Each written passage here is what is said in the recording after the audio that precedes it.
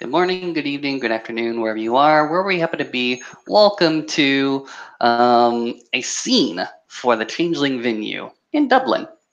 We go ahead and start the scene within a fairly small and cozy cafe. The aroma of pastry and coffee is very much full in the air.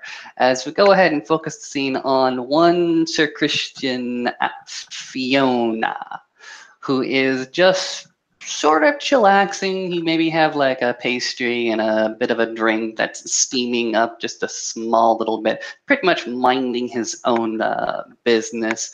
One very particular gentleman, tall, lanky, pale, and very much disheveled is an unkind word to go ahead and say, but there seems to be a strategic amount of cobwebs and dust all across his shoulder's face, along with the various red wrappings around his face that only those with eyes to see would go ahead and see. And then we'll begin our scene. What's Christian doing? Christian's sipping his coffee. No pastry, however, because he's eaten quite enough of that in the last day.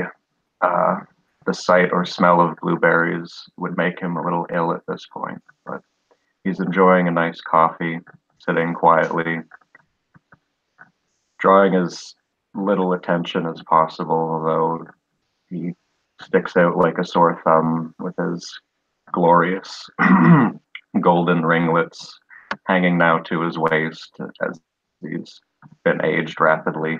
Uh, he's just reading a book privately. All right. As he goes ahead and does so, he'll probably go ahead and notice out of his corner of his eye a tall, lanky shadow sort of stalking him for a hot second before eventually approaching and tapping at his table. Excuse me, goes ahead and says. He puts a finger to part his book and looks up. Did you recently engage in an eating contest? His sapphire eyes do an intense roll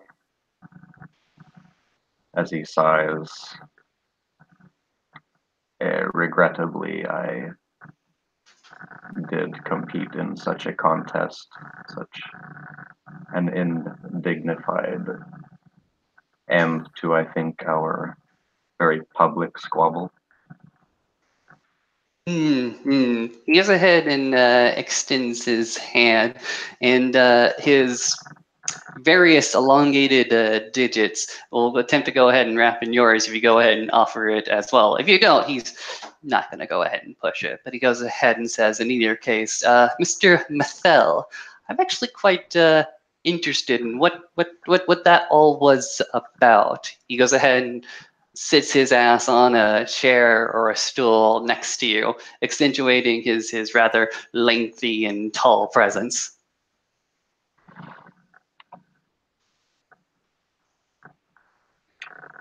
Christian sets his coffee cup down, shakes your hand without. He shakes your hand and nods to the seat you intend to take. Sir Christian Dubois, Knight of Glen Elendra and House Fiona. Are we free to speak here? He just glances around at his private corner, shrugs his shoulders. Perhaps within reason. Okay. Mathel goes ahead and brings up a small little black notebook and a pencil, and just sort of goes ahead and lays it on the table. Do you mind if I make a few notes?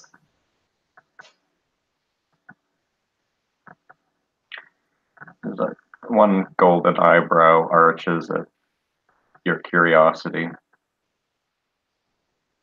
He sets his book aside and has another sip of coffee. As you will. All right. So correct me if I am wrong, but you and the Squire Ragnarok did have a pie eating contest. Why did that contest go ahead and take place?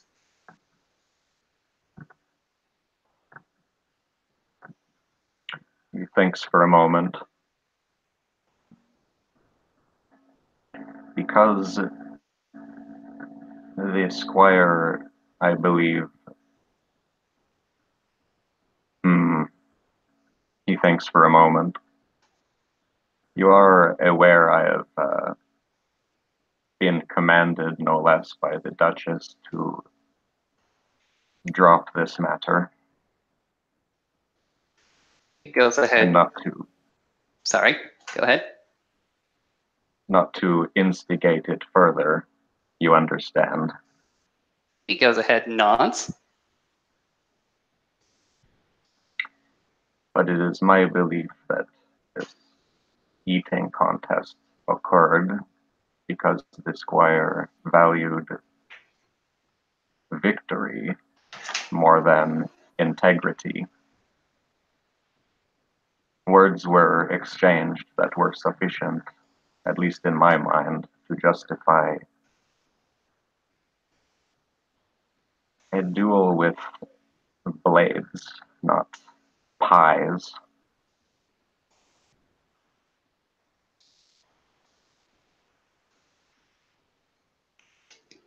And when he says pies, he screws up his face as if doing an indignity to the very idea of the Dance of the Dragons. Okay.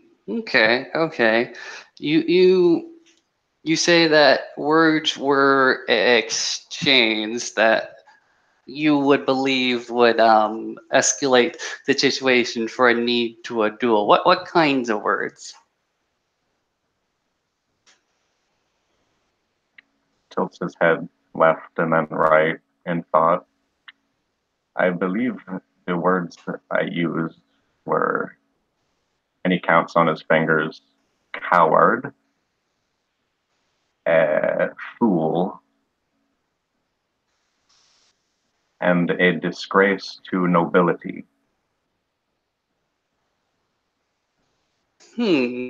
So you took offense when the squire went ahead and called you a fool and a coward and not deserving of your title, correct? He blinks at that. No, I call the Squire these things, and he lacked the courage to challenge me.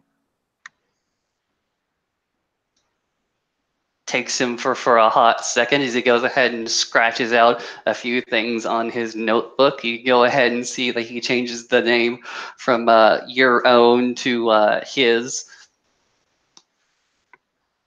to the red cap in question. Excuse me. Okay. Interesting. So at the time, and I'm not saying that this is what you currently hold as of now, because time changes our perspective, time changes our attitudes and opinions about things. But so you believe that this squire was a fool and a coward and not deserving of his title. What led you to voice that opinion? When he we are discussing events in reverse, I think. Perhaps we should start from the beginning. Certainly, a good story is always done at the beginning, unless we're doing an in media res thing, which if you're not keen for that, I'm not going to be keen for that. So he gets in and flips over the page. Tell me what was the origin truly of these events?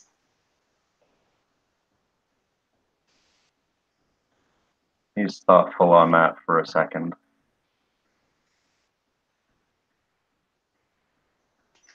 The true origin of events.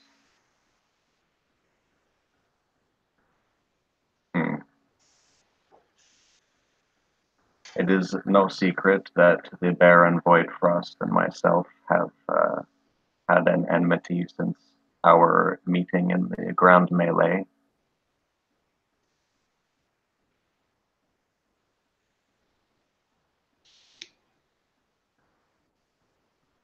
Mm-hmm. And as time has passed, this enmity had deepened for, I believe, good reason. The Baron fight me an honorable duel and then accuse me of something that he then later did himself. Is one honorable and one dishonorable? It is the same thing. So he twists words.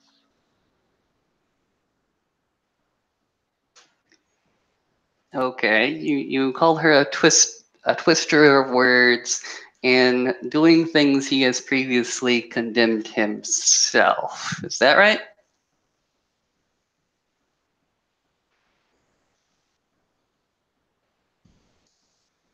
Well, I believe this is the truth. But I stood up following the outrageous conclusion of the Baron's own duel with the mighty Scathach Gregory to voice my disagreement that the Baron had conducted or concluded the duel rather lawfully in smiting his opponent in such a way. His squire leapt up and said to me that the Baron himself defeated me and that my opinion was worthless, essentially. Words were tossed back and forth, and I made it known to the squire exactly what I thought of him. And if the positions were reversed and the words were said to me, I would have been the one to challenge, no matter if it were knight or a baron or any lord. Hmm. You can see him go ahead and like scratching his rather bony chin with the end of his pin. Okay. Okay. Um, so, going back to something that you said like a little bit earlier, you said that there's been no secret that there's been intimacy between yourself and the Baron Voidfrost since a general melee. Was this a melee as in like a campaign of a war, or is this melee in a contest of arms? What was this? He just looks at you disbelieving for a moment, and then I spoke, of course, of the grand melee that concluded only weeks past, of which I was a competitor and regrettably not the winner. Okay. And that informed your opinions about the Baron as he went on in combat against another duelist, correct?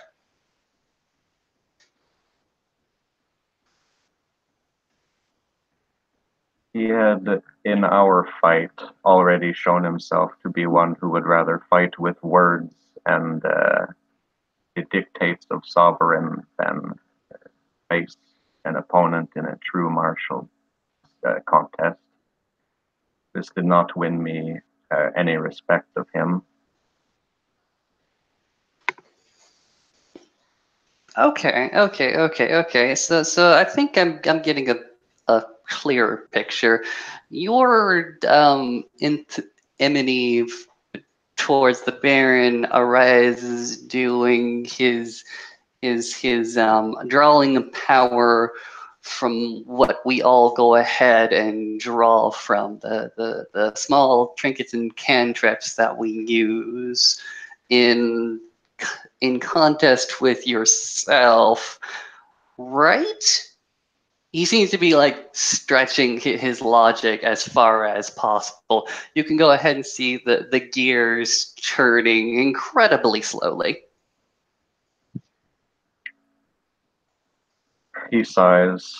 It is true that cantrips were allowed, and fair play, I enacted my own, uh, but to force an opponent to not fight, essentially, and then to slay him, and then to decry him as dishonorable, and then to steal his own treasure, his own sword that he came with him from Arcadia.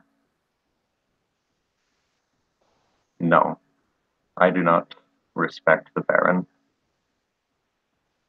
Hmm. Are you describing the Skathach or yourself, the man who lost his sword? Myself, Iskathach only lost his life, yet only for a moment, and hence my displeasure at the Baron calling it a victory over Morn, and within moments we all saw him rise from his own ashes to continue the bout, and yet it was ruled a victory. I disagreed with this publicly, and this came face to face with the squire.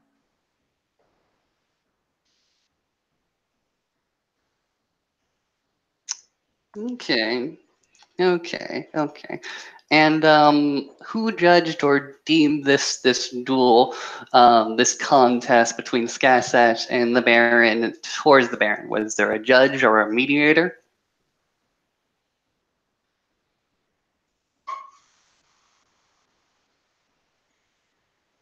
That out of character I actually am a bit fuzzy on, but We he can go was ahead there. and say that the dreaming itself went ahead and decided it. Because I'm fine with that.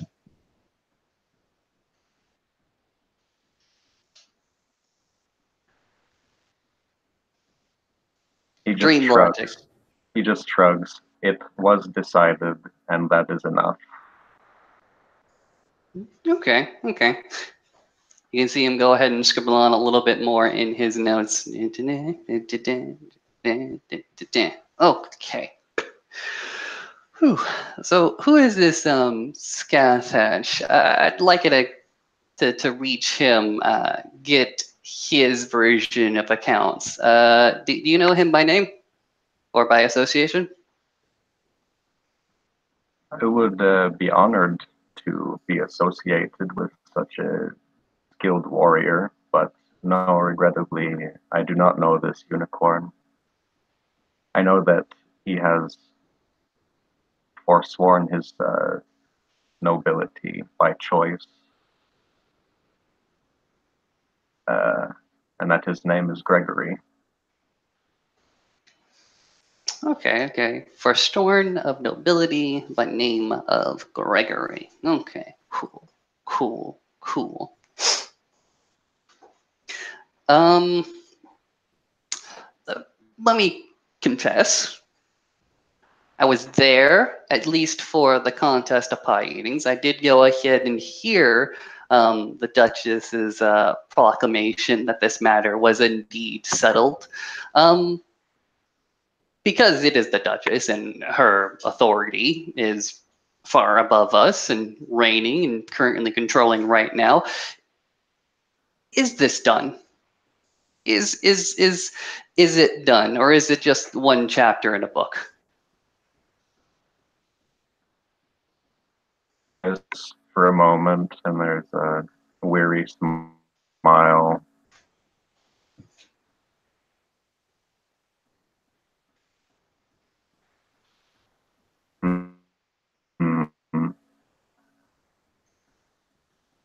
Do as I as we all do, those of us who call ourselves noble,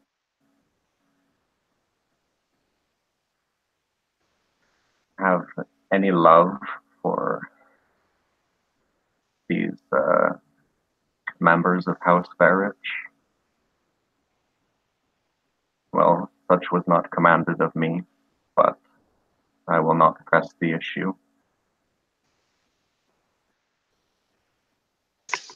All right. Will not press issue. He goes ahead and writes rather clearly in his notebook. Okay.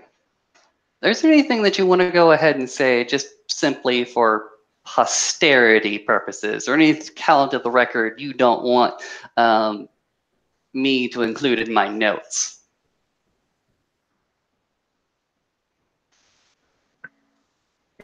He thinks for a moment. There must be at least some truth to the things I have said. Elsewise, why would the barony of Frozen Tears be deserted so?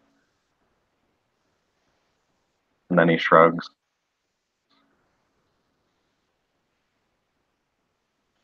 All right. All right. The pencil and the notepad disappear into Mr. Mathel's coat pocket. And he goes ahead and rearranges himself, clasps his hands in front of him, looks to you, and simply says, "Now, off the record, what is your opinion about the barony of Frozen Tears?"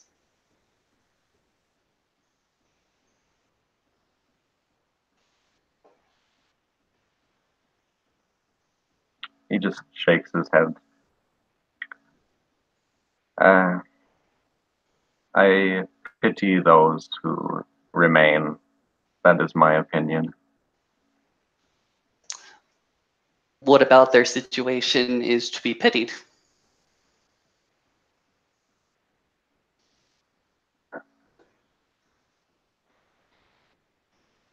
It must be ever so lonely these days.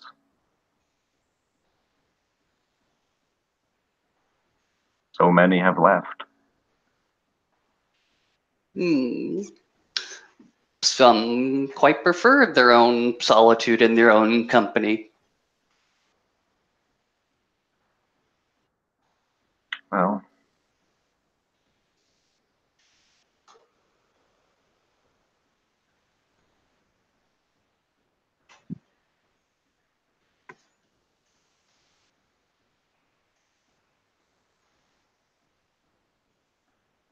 I hear that when one wears chains long enough, one comes to love them.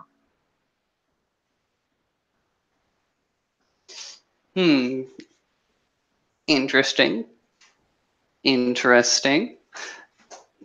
Is this a comment about how the Baron goes ahead and oversees his own domain, or is it just simply a passing phrase, a general philosophical statement?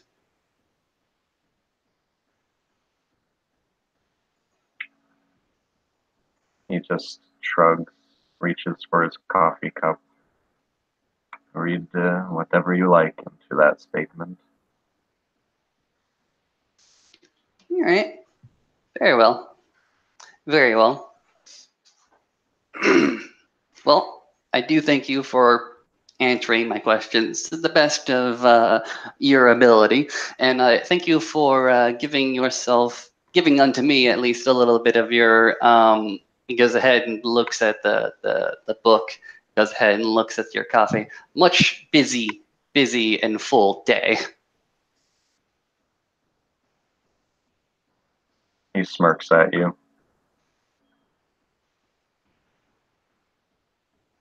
Not at all. feel free to contact me if you should have follow-up questions. But I will do so, good sir. Can I have your card? That makes him laugh. I do not have a card, but and then he writes down, some basic contact information on a napkin. Does he also kiss the napkin, and it leaves like a little bit of a watermark? At Fiona. At Fiona. Why not? Goes ahead and kisses the napkin. I'll go ahead and take the very romantic gesture, stuff it into his very, very stuffy pocket with his spindly little fingers, and goes ahead and excuses himself. Again, thank you for giving me some amount of your day. You enjoy the rest of your afternoon. He chuckles lightly and pleasantly. I thank you. At which point he will go ahead and slink off. His lower torso seemed to be moving a little bit faster than his upper torso, leading to a very, very comically spine-bending movement, as if he was made much more of cartilage than actual bone. He has another chuckle just as you leave his eyesight and flips back, has another sip of his coffee, and a bemused shake of his head.